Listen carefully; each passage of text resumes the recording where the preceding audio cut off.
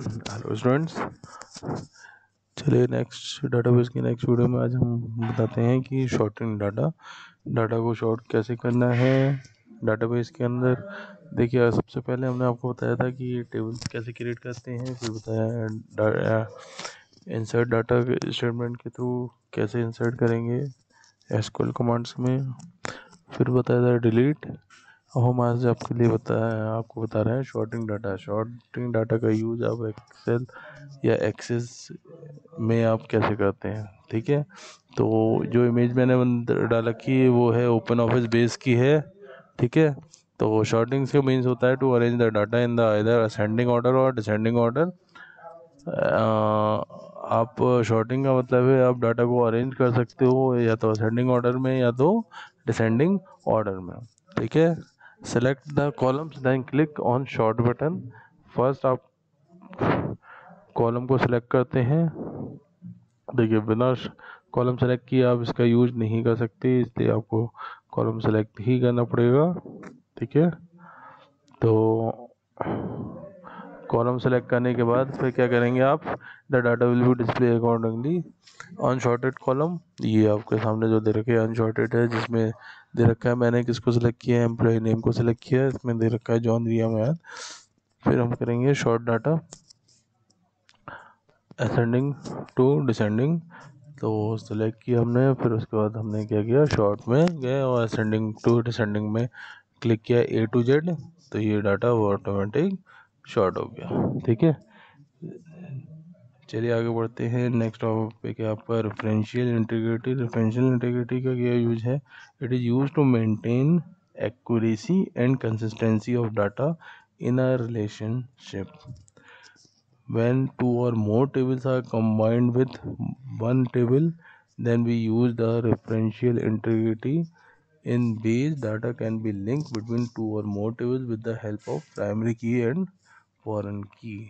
Primary की and foreign की और हमें बताया था, तो उसमें हम रेफरेंशियल इंटीग्रिटी की हेल्प से दो से ज़्यादा टेबल्स को मर्ज करते हैं, जिसमें हम किसी एक कॉलम पे प्राइमरी की सेट करेंगे और अदर्स जो टेबल्स हैं उसमें हम क्या सेट करेंगे, फॉरेन की। ठीक है, चलिए आगे बढ़ते हैं। तो रेफरेंशियल क्या हेल्प होता है, क्या अवॉइड करना होता है, adding records to related table if there is no associated record available in the primary key table, changing values in the primary if any dependent records are present in associated tables.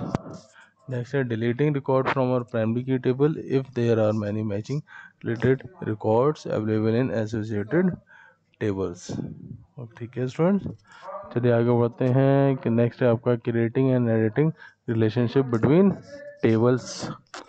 A relationship refers to an association or connection between two or more tables. When you relate two tables, you don't need to enter the same data in separate tables. Relationship between tables help to save time, as there is no need to enter the same data in separate tables. Relation tables में क्या होता है कि आप time save कर सकते हो, आपको अदर नेम को सेव करने की ज़रूरत नहीं है, सेम नेम नहीं लेगा। अगर आपने आईडी डिफरेंट बना दी तो ये नेम एक्सेप्ट करता है, अदरवाइज सेम नेम को एक्सेप्ट नहीं करेगा। डाटा एंट्रीज में एरर्स कम शो करते हैं, समराइज डाटा को रिलेट करता है एक सिंगल टेबल में। ये देखिए कैसे करते हैं, you can create a relationship between two tables bye selecting the tables option from the tables tools menu. Tools menu में जाएंगे, यहाँ पे आपके सामने दे रखा है रिलेशनशिप पे क्लिक करने के बाद आपको देखिए आपसे पूछता है add tables, want to create a relationship, select the add button. आपने सेकेंड टेबल को सिलेक्ट किया। देखिए पहली टेबल जो क्रिएट कर रखी है वो है एमपी नाम से, दूसरी टेबल को हमें ऐड करना है, तो हम ऐड करते हैं डेप्थ ऐड को सिलेक्ट करेंगे। डिपार्टमेंट नाम से टेबल है, इसको सिलेक्ट करने के बाद फिर हम क्या करेंगे, ऐड बटन पे क्लिक करेंगे, फिर ये टेबल्स आपकी यहाँ पे ऐड हो जाएगी। अब कितने टाइप्स के रिलेशनशिप होते हैं जिसको हम क्रिएट टेबल्स के लिए यूज करेंगे, जिसमें सबसे पहला है 1 to 1, 1 to many और many to 1। या थर्ड है मैनी टू मैनी। यार टू वेज क्रिएट रिलेशनशिप, दो तरीके हैं रिलेशनशिप को क्रिएट करने के लिए किसके बीच में, बिटवीन द टेबल्स। तो क्या करते हैं, क्लिक करेंगे इंसर्ट ऑप्शन पे एंड सेलेक्ट करेंगे new relation option in a relation.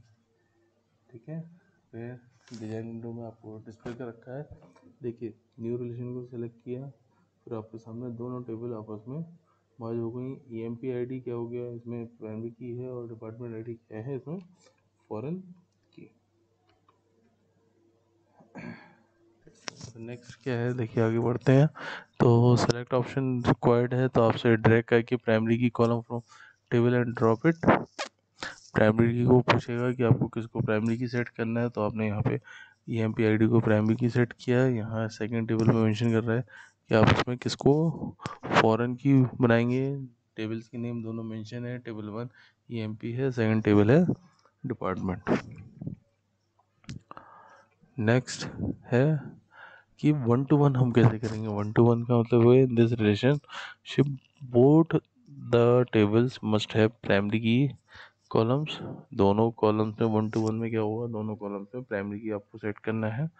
Then in the given EMP and department, EMP ID in table 1 and department ID in table 2।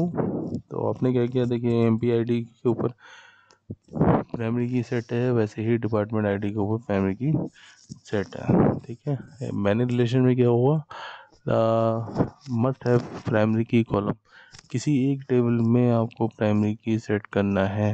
ये significance that one column of primary की table is associated with all the columns of associated table. In the given table, even EMP and depth EMP underscore ID in EMP table is the primary key। ठीक है, अब क्या हो गया यहाँ पे, देखिए अब सामने डिस्प्ले हो गया। EMP ID में हमने क्या किया, प्राइमरी की सेट कर दिया, डीएम्प आईडी को हमने क्या बना दिया है, फॉरेन की। नेक्स्ट है आपका many to many relationship. In this relationship no table has the primary key column. कोई भी कॉलम और कोई भी टेबल में आपका कोई कॉलम प्राइमरी की सेट नहीं कर सकते। इसमें क्या होता है, it signifies that all columns of primary key table are associated with all the columns of associated table. किसी को भी आप किसी भी टेबल से रिलेट कर सकते हैं, इसमें किसी के ऊपर भी आप किसी प्राइमरी की को अप्लाई नहीं करेंगे। चलिए ठीक है, फिर आगे बढ़ते हैं। नेक्स्ट है आपका रिमूव द रिलेशनशिप। रिमूव करेंगे रिलेशनशिप को, कैसे करते हैं remove, the relationship applied on the tables can be removed also with the help of delete option. तो डिलीट ऑप्शन से आप रिमूव करते हैं, तो डिलीट ऑप्शन आएगा कैसे, सेलेक्ट करते हैं आप रिलेशन को, फिर उसको क्या करेंगे, राइट क्लिक करेंगे, राइट क्लिक करने के बाद उसको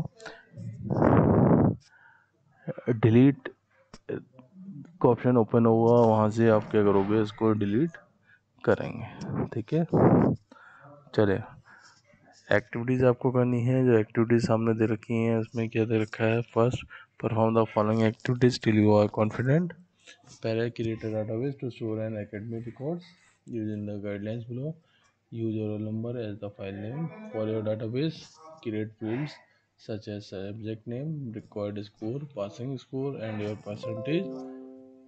Settle Set the subject name field as a primary key। आपको subject name को primary की सेट करना है। Populate your database with your most recent exam result। जो भी recently एग्जाम हुआ उसके database को सेट करके आप इस एक्टिविटीज़ को परफॉर्म करें, और परफॉर्म करने के बाद आप बताएं कि डाटाबेस का यूज़ कैसे करेंगे। ठीक है, तो डाटाबेस 10 में आपकी इस वीडियोस को भी कंप्लीट हो गया है। आगे की नेक्स्ट वीडियो में हम देखेंगे सेलेक्ट और अपडेट कमांड का यूज़ कैसे करते हैं। ठीक है स्टूडेंट्स, आज के लिए इतना ही। Thank you.